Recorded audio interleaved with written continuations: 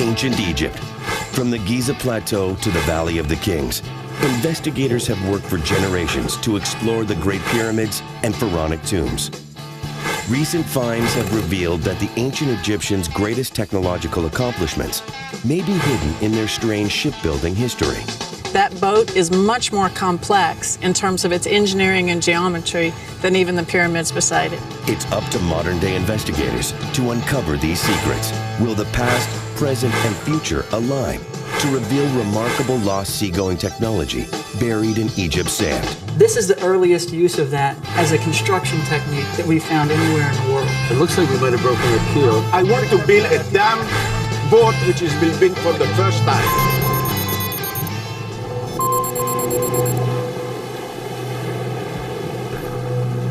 We live on a water world. Water, in the form of oceans, lakes, and rivers, covers nearly 3/4 of the Earth's surface. Civilization and cities depend on great waterways. 2/3 of the Earth's population lives near the coast. Ancient Egypt is one of the most impressive civilizations ever known. 5,000 years ago, the lands of Egypt were united and linked together by great waterways. The Red Sea and the famous Nile River, two great highways of Egypt. Since the dawn of history in Egypt and until the early 20th century, the Nile was Egypt's maritime highway. The current flows from south to north, while the wind blows from north to south. The boats were able to sail across the whole stretch of the Nile. Today we have alternatives for transportations, train, planes, trucks, cars, whatever. But in antiquity, there were only boats. My name is Ahmed Khalil. I work as a lecturer for maritime archaeology at the University of Alexandria. Boats were not just for trade, but for all purposes, and they were carrying all things that we can conceivably think of. People traveling, cargoes, live animals, furniture, grain, everything. I mean, the Nile represented to the Egyptians life, basically. It is life to Egyptians. Somewhere in Egypt's past, drifting rafts evolved into sailing ships that harnessed the river, sea, and wind and enabled the great civilization to be born. Many experts now believe that the key to Egypt's greatness lies not in its pyramids, impressive as they may be, but in its lost shipbuilding technology. The ancient ships and the secrets they hold remain a mystery, yet to be uncovered. Though there are many references to ships in Egyptian writing, there are few known examples of actual ancient ships. Did the ancient Egyptians possess seagoing technology? And how far did they go? In Egypt today, 3 investigators, part of a new movement in nautical Egyptian archaeology, are working to unravel these questions. A lot of people call me an underwater archaeologist, which makes me laugh because for 20 years, most of my career was in looking at boats that were being dug up in the desert. I'm Cheryl Ward. I'm an associate professor at Florida State University, but my real passion is unraveling the secrets of ancient Egyptian boat builders. Cheryl has been investigating ancient Egyptian boats for more than 20 years. One of her most recent projects was at Marsa Gowasis, an ancient Egyptian port and staging area for ancient boat builders on the Red Sea. Here, researchers discovered planks that were remnants of 4,000-year-old Egyptian boats. She believes this is strong evidence that the ancient Egyptians did travel long distances by water to the legendary land of Punt, an ancient center of commerce that many believe was located in modern-day Ethiopia or possibly Yemen. Cheryl's fascination with ancient Egyptian boats continues to this day. The traditional way of building any wooden boat for the last 1,500 years is to first lay the keel, then a skeleton, and on that skeleton, the frames, you just bend your planks. Well, in antiquity, it was all different. My name is Harit Salas. I'm an historian, and I specialize in experimental nautical archaeology. The only reason for me being in Cairo is to build that papyrus boat. Until 1850 AD, basically every boat in the world was still made out of wood. I mean, it's incredible to say, okay, this is Egyptian, or at least the first evidence we have of it is Egyptian technology, and it lasts for so long. How could something that good have just shown up. I'm Piers Paul Kreisman, and I'm a nautical archaeologist. Archaeology is part of anthropology because we're studying culture. We happen to be studying material culture, and so the more we learn about the artifacts that are left behind, the more we can tell about the people who left them behind. Before the middle of the 20th century, most of what was known about ancient Egyptian boats came from two-dimensional drawings that offered little insight into the complexities of these vessels. Ancient boats were associated more with Egyptian religion.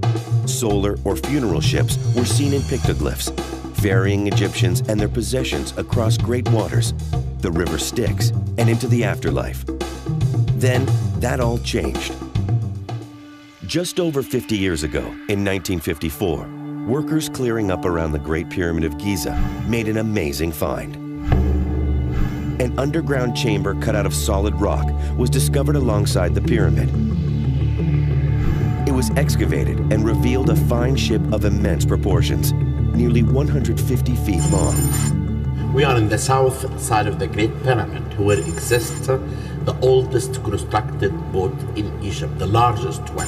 I think the discovery of the Khufu boat really turned people on to the idea of how elaborate the ancient Egyptian ships could be. Although a set of 5 or 6 smaller cedar boats have been found at the site of Dashur in the late 1890s, and there were many, many models and many pictures of boats and carvings everywhere, people really had no sense of the magnificence of these because the Khufu boat is truly extraordinary. All of us are dwarfed when we see it, and the scale of it reminds us all that the pharaohs were truly the living gods of ancient Egypt. Most of the major discoveries always come by accident, and this is one of them. The ship had been disassembled into more than 1,000 pieces and locked in a bedrock cavern where it would lie untouched for 45 centuries. The Khufu barge would have rested down here for almost 4,500 years until it was rediscovered by accident.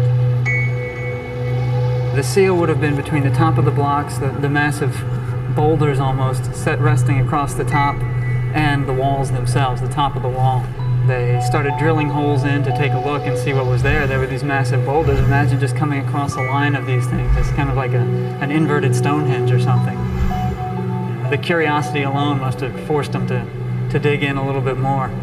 But they drilled some holes in and took a peek and discovered that there were organics down here. Once you've exposed organics to the environment, you almost have to excavate them and go ahead and take care of them and conserve them properly. In one of the most challenging archaeology projects ever undertaken, the ship, known as Khufu's barge, was reassembled in the Cairo Museum. It took more than 14 years. The pieces of boat had ancient symbols inscribed on them, instructions which allowed researchers to piece the boat back together. One of the things that has always intrigued me about the Egyptian boats, the most magnificent example we have, the ship of Khufu, was taken apart and laid very carefully in layers that correspond to different parts of the boat. The only reason you do something like that is because you're intending to take it apart and be able to put it back together. So why was Khufu's barge left disassembled in the cavern? The symbols inscribed on the pieces were not intended for museum workers some 4,000 years later. They were inscribed for Khufu himself, who is believed to have been entombed in the adjacent Great Pyramid, so he could reassemble the boat and sail into the afterlife. A pharaoh getting up after 3,000 years, the first thing he is going to ask after where is my wife or my wives is where is my boat and where are my slippers? Khufu's boat now sits in a museum adjacent to the Great Pyramid, directly above the pit in which it was found. With the discovery, researchers finally had a real, larger-than-life boat to study. For the first time, investigators could see with their own eyes the massive timbers running the entire length of the boat, intricately interlocked and lashed together. At nearly 150 feet long, it was like nothing anyone had ever imagined.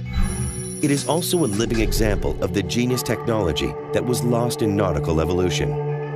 The ancient Egyptians designed their boats to be taken apart and put back together, so they could carry the pieces long distances, from the Nile to the Red Sea, where they would be reassembled and then sailed. The Khufu barge represents the bulk of what we know about shipbuilding in the Old Kingdom. Yes, there are there's iconography in tombs, there are some other sources, some other artifacts that are very indicative of some of the traits and the uses and construction methods. But by having an artifact itself, especially an artifact this complex, I mean, this tells us a lot about the shipbuilding from the Old Kingdom. The problem is, you have to ask the question, is this method, the method they would use for a solar boat for the Pharaoh, the same method they would be using on regular boats in daily life? Questions only intensified. Were ancient Egyptian boats real seagoing ships? Could they even float? Where did the technology and materials come from? The tools? Why did the technology disappear? The reassembled Khufu's boat is a symbol of the fragments of information that experts and observers have been able to piece together about Egypt's lost shipbuilding technology. Cheryl Ward, Piers Paul Kreisman, and Harry Zallis are investigating the pieces of this great puzzle. Harry Zallis is an expert in nautical recreation. Using 4,000-year-old drawings as a guide, he's about to attempt the recreation of one of the most ancient forms of Egyptian boats to display at Cairo's pharaonic village. An ancient image, an ancient representation of a boat is not a blueprint, it's not a construction plan. There are a lot of details that we don't have about the papyrus boats of the Egyptians. Harry's goal is to be as authentic as possible, but he only has 4 days to do it. On such a tight schedule, he may have to compromise. Piers Paul Kreisman examines the Dasher boats. The Cairo Dasher boats tell us quite a bit about what happened in Egypt beforehand, in as far as a seafaring mentality goes, and they foretell us about what's going to happen in the Mediterranean until about 500 AD, perhaps even a little bit later. Did the ancient Egyptians develop seafaring technology that would determine the course of history? Nautical archaeologist Cheryl Ward looks for clues on the streets of historic Alexandria. The reason I do archaeology is to help show how close we are to the people in the past, to try to explain how similar their lives were to ours, where we think we're very, very different. She will search modern Egyptian boatyards to find out what, if any, traditions remain. Are they lost forever? Cheryl's journey to Alexandria may help her connect the past and the present, and comes after decades of ancient investigations. Her story begins at her home base here at Florida State University. I started studying ancient Egyptian boats in 1983. Most of them had already been excavated. I was fortunate enough that by the time that some archaeologists who were working at a pyramid somewhat south of Cairo at a place called Lisht, by the time that they realized that the planks that they were finding around the pyramid, supporting a construction ramps, things like that, by the time they realized those were probably ship planks, I had already been able to study a lot of the excavated boats somewhat. And in doing research, it became quite clear that archaeologists who had worked in Egypt 100 years ago had found similar arrays of planks, similar strange shapes made out of local wood. Those aren't available anymore because the workmen that they had at that time were given them to use as fuel. Things have changed a lot in Egypt, and so now when people do find wood planks in the ground like this, they realize that even though they look a bit like railroad ties, they're big and blocky and they're heavy, they've got these cuts along their edges and maybe some old fastenings in them. The Egyptologists have come to appreciate those as being likely to represent ship timbers or boat timbers.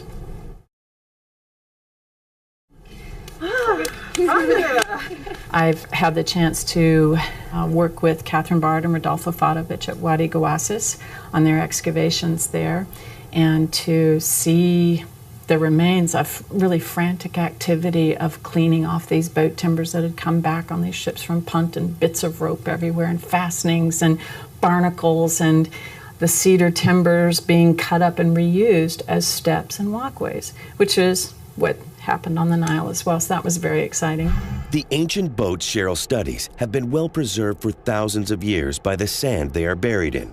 22 ancient boats have been excavated to date, the oldest collection of ancient boats in the world. One of the things that is always engaging to me about working with the Egyptian boats is that because we have the chance to look at a number of different examples, the boats at Abydos from 3050 to 3000 BC, the Khufu ships at about 2550 BC, the timbers at Lisht from about 1950 BC, the Dashur boats from 1850 BC, the timbers at Wadi Gwasis from then or maybe a couple of 100 or 300 years later. What we get to do is to try to evaluate changes in technology, to try to look to see what our ideas have been in the past and about the origins of wooden shipbuilding and capacities and abilities, especially of the Egyptians, and how those fit up with the reality that's exposed. Pierce Paul Kreisman is part of a new generation of Egyptologists. He works out of Texas A&M's Institute of Nautical Archaeology. It's one of the most renowned institutions of its kind in the world. He has access to technology that could only be dreamed of a generation ago. This is his home base for investigating ancient Egyptian boats, from the most complex mysteries to the simplest questions. His focus is the Dashur boats, discovered near the Dashur pyramids a century ago. They are nearly 4,000 years old. The fact of the matter was there had been no purely academic and thorough study of the two vessels that still remained in Egypt, in the Cairo Museum. I went through the published record and compiled a bunch of notes and figures and data about what the measurements of the vessel were and tried to rebuild them here in the ship lab. And I found that I couldn't do it with what was published. Pierce Paul needs to see the Dashur boats with his own eyes. His journey takes him nearly 7,000 miles, from College Station, Texas, to just outside of Cairo, Egypt. It was here that the Dashur boats were found in 1895. This is the plain of Dashur, about 10 to 15 kilometers south of where we're standing now at Saqqara. It was used by the Middle Kingdom pharaohs to build their pyramids in the shadow of the Old Kingdom pharaohs. Just behind the oil processing plant, you can see the pyramid of Senusret III and the surrounding complex, just the lighter color sand. And at the very southernmost end of this is where the Dashur boats were found. Today we have 4 of the vessels, 1 in Pittsburgh, 1 in Chicago, and 2 remain here in Cairo in the Egyptian Museum. By analyzing the boats up close, Pierce Paul is hoping to determine what tools and technologies were used. This could help answer the question, were they actually seaworthy or just props for religious ceremonies of the time? Was there a link to technologies that allowed the Romans to conquer the seas years later? Pierce Paul also hopes to create a 3D model of the boats, one that will allow a visual record of what these 4,000-year-old boats once looked like, to better understand how they were used by the civilizations that built them. Harry Zalis from Athens, Greece, is an expert in nautical recreations. He has taken part in recreation projects around the world. Now he will tackle a new challenge. In the next 4 days, he will construct a 9-meter-long papyrus boat in the pharaonic tradition, the ancient ancestor to boats like Khufu's barge and the Dashur boats. Little is known about these vessels, so Harry is basing his construction plan on ancient ship representations. He's on a tight schedule. He only has 4 days to complete one of the largest papyrus boats in the pharaonic tradition ever built. It may not be enough time, and he may have to make some tough choices. He's working on location at Cairo's pharaonic village, an entire town dedicated to recreating ancient Egyptian life. It's a calm and beautiful oasis in the heart of a city of 15 million people. Harry's papyrus boat will remain here, a real-life ancient recreation in a natural setting. And the best part about working at the pharaonic village is that there are plenty of workers for whom building with papyrus comes naturally. All the people in this area have a relation with the papyrus. You see, it's inside their chromosome to work the papyrus.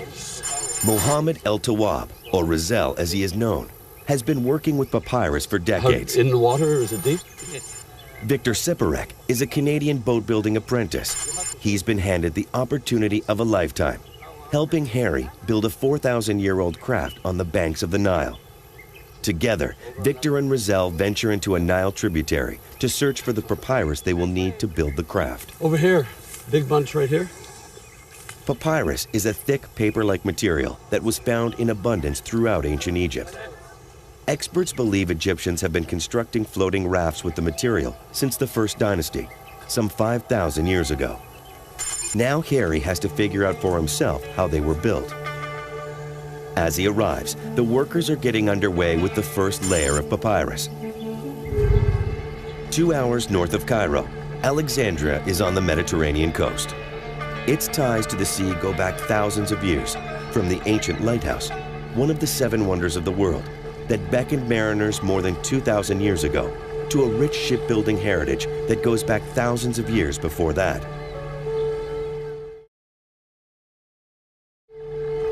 Cheryl Ward has been investigating ancient Egyptian boats for more than 2 decades. I wanted to have the chance to talk to some of the people who have been building ships there for a long time. And so I asked Ahmad if he could help me to locate some of the older yards in Alexandria. Cheryl and Ahmad scour the city, searching for any tools or technologies of ancient Egyptian boat building still in use today. They find a wooden boatyard on the shores of the Mediterranean. It's a modern yard, and visible from the street are luxury boats suited for Europe's rich and famous, and they are all made of wood.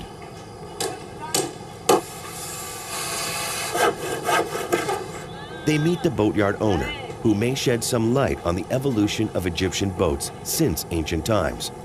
Cheryl begins by attempting to determine the origins of the wood. This is a boat that's built of native Egyptian woods. The planking is made of tamarisk, and then this one is the mulberry. So this is a little boat. It's like a ship's boat, 3 meters. So this is quite large. How many meters is this boat? 23. A lot of people assume that we think of Egypt as being a desert, that there's not very much wood here. In fact, even today, there's a really active shipbuilding industry in Egypt where the fishing boats are built out of local woods like mulberry and tamarisk. And I've seen some of the trunks, and they're immense. They're really huge, and they're building ships that are 25, 30, 40 meters long out of those local woods, even today, when there are tens of millions more people living in the country. Back in Cairo, Pierce Paul Kreisman has arrived at the historic Cairo Museum. He's preparing to examine the 4,000-year-old Dashur boats. The boats are not as well preserved as Khufu's barge.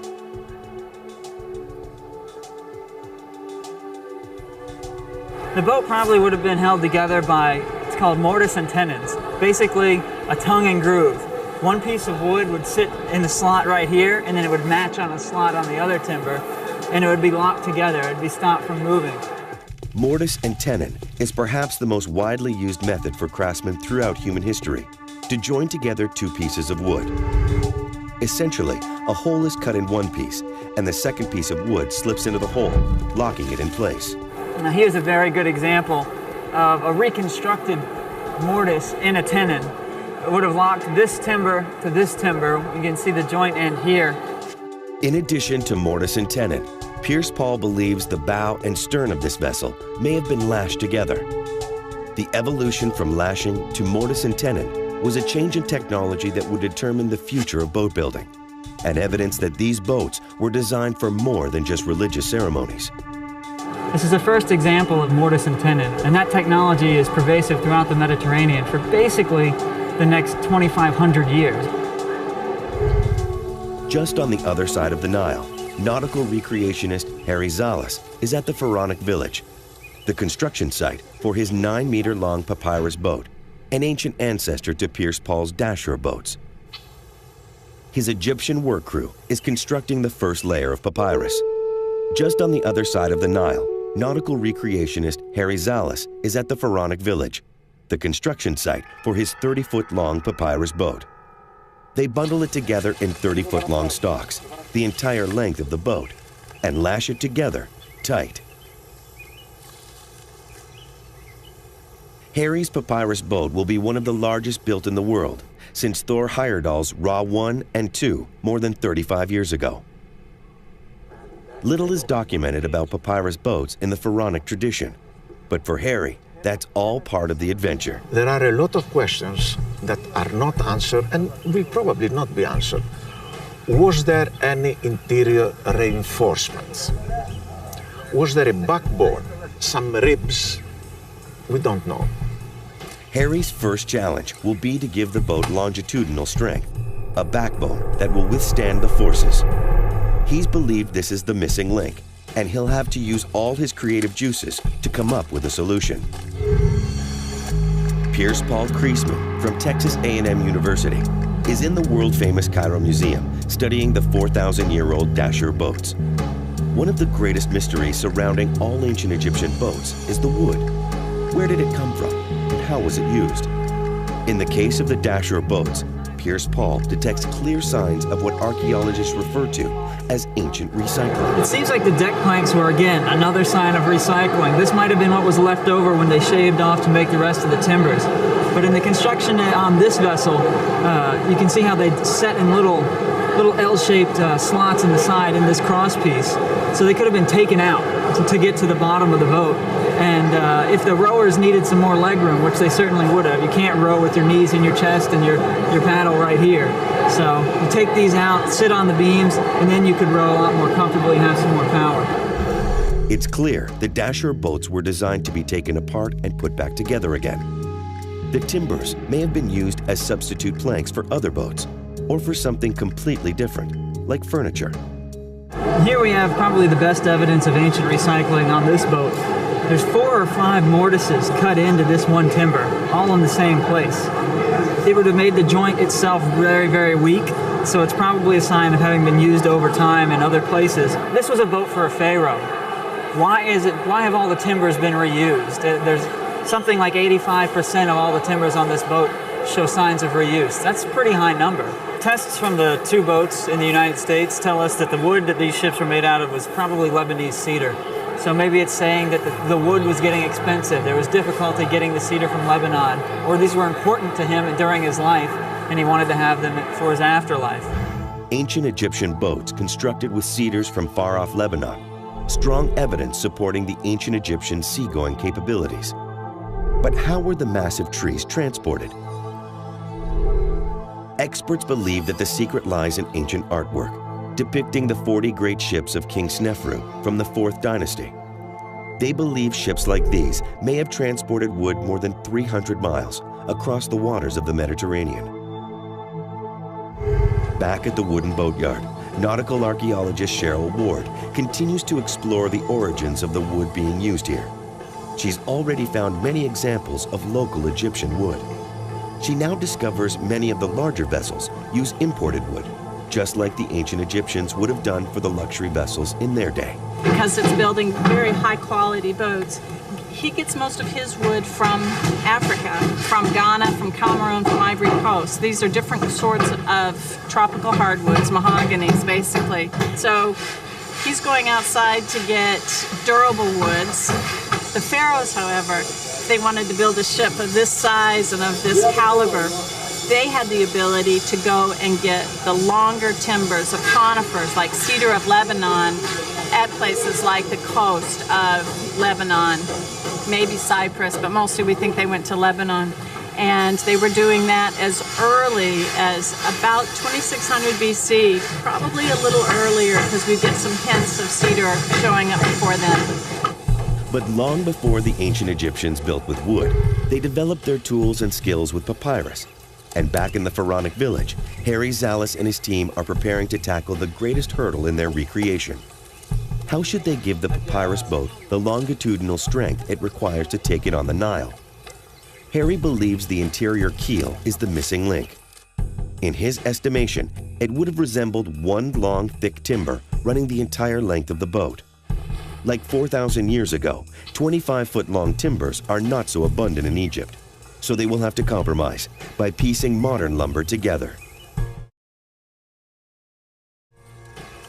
Apprentice Victor Siporek hammers in a modern-day nail. Harry is unhappy that the modern realities of budget and schedule require the use of some very unancient materials. We're talking of a period before metals, and if ever nails would be used, it would be 3 nails of wood.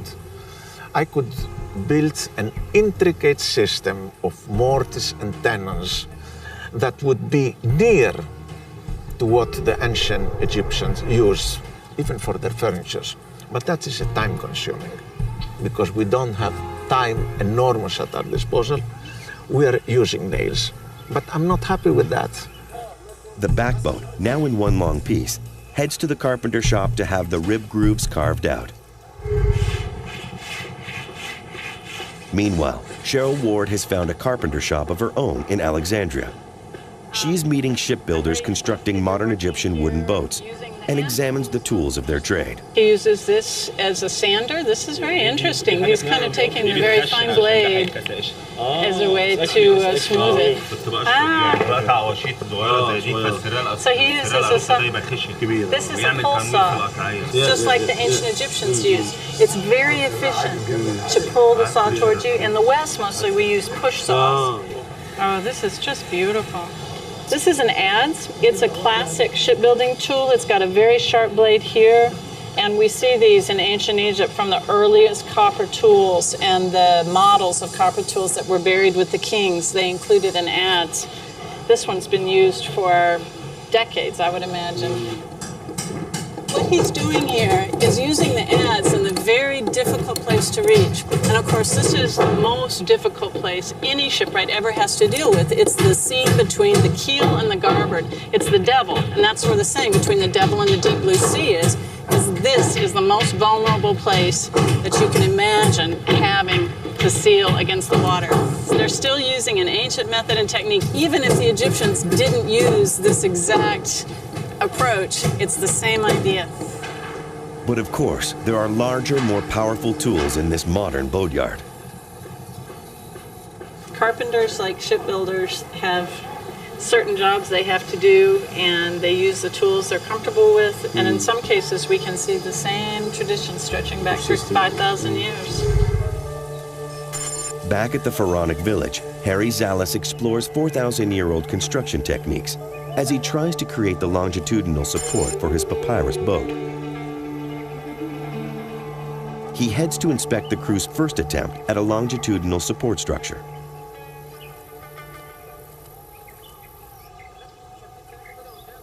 He does not like what he sees. Harry explains to Razel that the backbone was cut incorrectly, and as a result, will weaken the joints. They have messed the scarves. It's not possible to put another layer.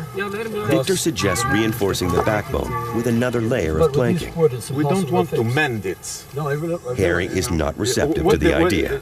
You know, first thing, too many people went, and I was the one giving the instruction, and I was left behind, and everybody happily went and brought things completely different from my instructions. No, they did exactly your instructions. No.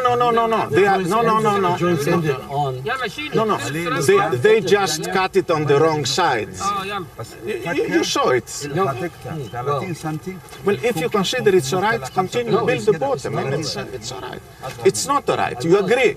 You know, I'm not here to contradict someone, nor to be contradicted. I want to build a damn boat which is built for the first time.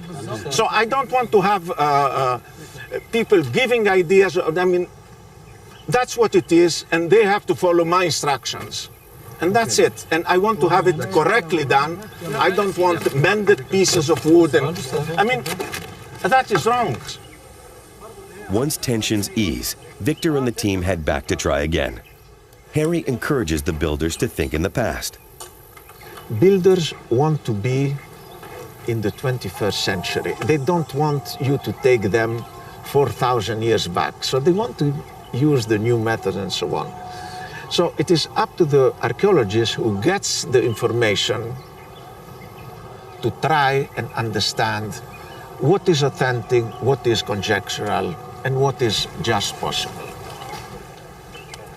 Everyone holds their breath as Harry returns to make another inspection.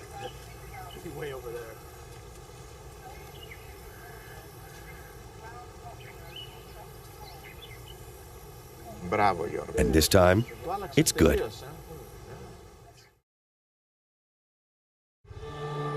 On the Mediterranean coast, Cheryl Ward and Imad Khalil continue their journey. It's clear to them that Alexandria is the heart of Egyptian boat building, past and present. This is the main boat building place in Egypt. It has been like this since antiquity, since the foundation of the city, basically.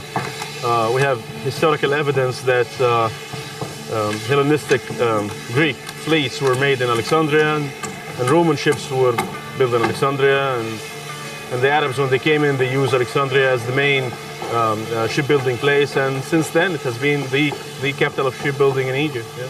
Well, and it's an easy point of access for the wood to come in, and also for the boats to be traded out. Alexandria has been such an important port for thousands of years. I don't think we could ever really say that any boat building industry ever dies out, because there's always somebody somewhere building a boat in their backyard, if nothing else, especially when you live by the sea. Because the need of a boat would never stop. You'd always have to either travel or fight or fish or just go and have a nice time on a boat. And these are all necessities that keeps boat building going.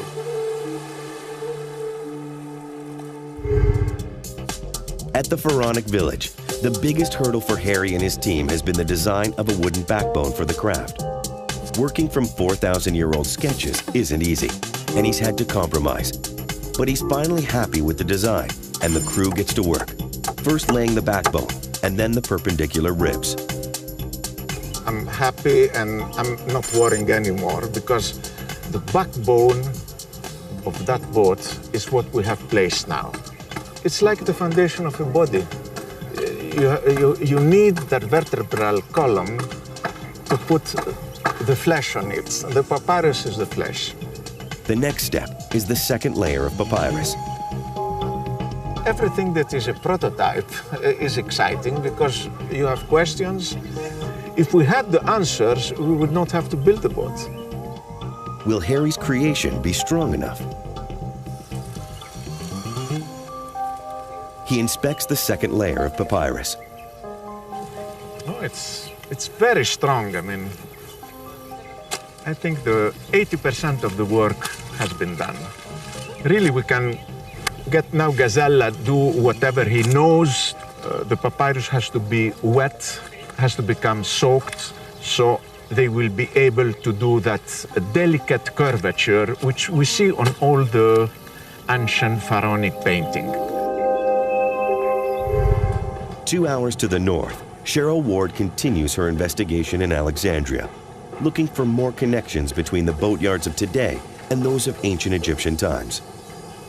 She's already located common tools that were used, and now she looks for insight from the minds of the shipbuilders themselves. Mohammed Ali El-Dowi is a fourth-generation shipwright. His family has worked here in Alexandria for hundreds of years. Is he the person who designs the boats, and does he use ship lines and drawings? Oh, he does everything. So this is just like any ancient shipwright. They know how long. The owner says, I want a ship this long, and then he creates it in the way that he knows will work. Mohammed communicates his designs to his team with the simplest of methods. Up until the advent of modern computer design programs, the molding board was a universal tool. He simply draws the lines for one side of a ship, and since boats are symmetrical, the opposite side will be the same. There is no need for angles and curves, just the creative mind of the shipbuilder. Simple, but very precise. It is perhaps the most important part of the entire process. Listening to Hamdi talk about his pride he has had of being a shipwright and shipbuilder, working here since he was 11 years old, starting with the hammer and getting to the point where he can just see with his eye the shapes it should be, start at one end or the other end. His expertise is really amazing. So how are Muhammad's modern designs different from ancient Egyptian boats? The secret lies in the exterior keel and the framing. Ancient boats had no keel, and like Khufu's barge, the dasher boats, and even ancient papyrus rafts, the boats were constructed with incredibly long beams, or bundles of papyrus, all specifically cut to fit with the other, and joined with the ancient mortise and tenon technology, or lashing. I've talked to the boat builders in several shipyards here in Egypt. They're astounded at the idea that you would build a ship inside out in their way of thinking, that you could rely on the planking to hold the ship together. And this is true not just in Egypt, but I think anytime we work with a modern shipbuilder. The exception is in the Indian Ocean, where a lot of those ships still are shell-built. And they have a little bit more framing than we're used to in Egypt and the Mediterranean, but they're still very much shell-built. So they understand the concept that here in Egypt, they've been building in the modern way for more than 1,500 years. Cheryl and Imad wrap up their investigation of the modern boatyards. In their search for links to ancient Egyptian boat construction, they have seen echoes of the past. In the tools, sources of wood, and in some cases, the mindset of the shipwright, bearing a striking similarity to more ancient times. Back at the Cairo Museum, Piers Paul is stepping back 4 millennia and attempting to create a digital 3D model of what the 4,000-year-old Dasher boats would have looked like when they set sail, if they set sail. And then section 1.1 comes out to 30 centimeters. What I have here is a digital goniometer. Basically, it just measures angles from over a known distance. As long as I'm on one of my baselines here, I can take this measurement. So I hold the button, and it gives me 55 degrees. And do this for all the points I want on the boat. I can then put them all in the computer and try and build some three-dimensional structures and use these lines to reconstruct the plans like an architect would for a building.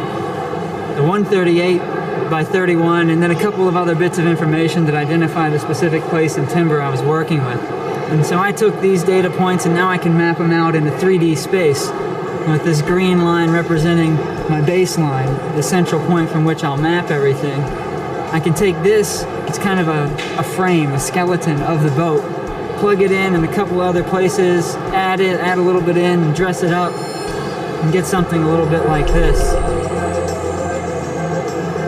This is a 3D representation of what I think the boats would have looked like with all their dressings. Before they went into the ground to go with the Pharaoh into the afterlife, all the boat models that we have, Mekhet Ray and other things, they give us some indication of the way the paint and the pigment would have been built up.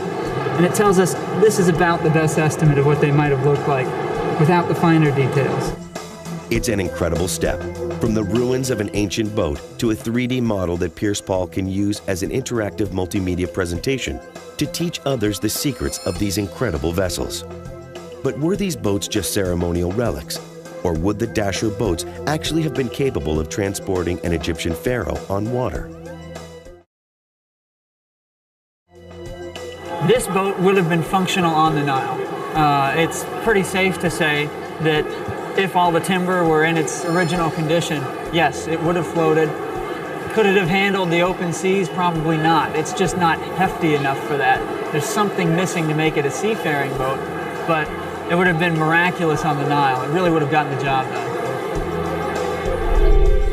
Back at the pharaonic village, Harry Zallis and his team prepare for a modern-day journey on the Nile in a craft even more ancient than Piers Paul's Dasher boats. But first, they must finish building it. With the structure mostly complete, the team must now make the papyrus boat look like an ancient boat. Okay. Enough. They start by curving the bow and stern of the craft. First, they are wet, then bent and finally tied into shape. While the team works at this, Harry has a plan of his own, the finishing touch for his dream of many years. People in antiquity were conscious of beauty, which is not always the case today. So, as a decoration, we are going to have the flower of the papyrus.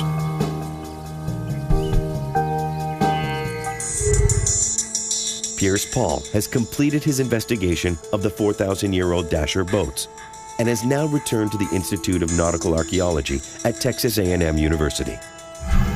He believes the technology found on these vessels is proof that the ancient Egyptians had seagoing capabilities, and that this same technology would allow the Greeks and Romans to conquer the Mediterranean and much of Europe. This type of technology, the deep mortise and tenon, As soon as you put a peg through the middle of it and lock it in place, I mean, this isn't going anywhere if you have two planks together. So you're supporting the boat longitudinally and laterally once you put a peg in the middle of it. That's all it takes. This is the earliest use of that as a construction technique that we've found anywhere in the world. This technology is used throughout the Mediterranean until about 500 AD, perhaps even a little bit later, as one of the primary fastening methods for ships and boats. So it really allowed the Romans, and specifically the Greeks, to dominate the seas. It's one of these technologies that without it, we don't know how it would have turned out. The technology of ancient Egyptian boats led to seafaring domination. But how would boats like those found at Dashur have fared on the open seas? They were building fairly robust craft to work in a calm environment, which means they're probably using a combination of technologies for seafaring and Nile going. This technology, beefed up a little bit more, very likely could have worked on the open seas. It's probably been used in the Red Sea. Evidence is coming out that this similar technology was probably being used on the Red Sea to go to Yemen and places of that nature, and certainly in the Mediterranean. At the Pharaonic village, Harry Zallis and his team are all nerves. The boat is ready, and they've tried to move it in a traditional manner, but they just don't have the manpower to move this unstable 2-ton papyrus raft. It looks as though Harry will be forced to make his greatest compromise yet: horsepower over manpower. They start by building a wooden frame, run a rope from bow to stern to hold the ends up, then plan to attach cables to a crane and lift. You know, a boat is not meant to be on dry land. And moving a boat on dry land, any boat, is a hazard always. You may break something, and it's a little tricky, 30 meters we have to do. It's not much, but still. The operation begins. Harry looks on nervously. They have to do it very slowly. I mean, that's the whole thing about it.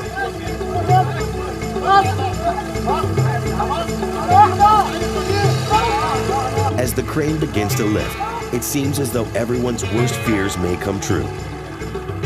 The bow and stern sections begin to sag dangerously. Will the longitudinal support, the backbone, be strong enough? Well, I pity the boat. I mean, the boat is suffering, but I hope it will be sitting soon on its natural surrounding, the water.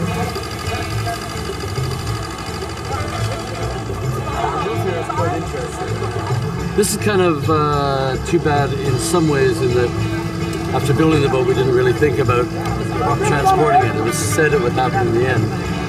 And it looks like we might have broken our keel.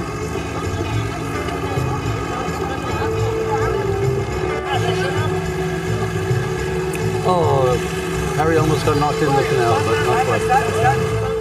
Only a few more feet now. Harry can sense triumph, but carrying it through the trees is one thing. Will it float is something completely different.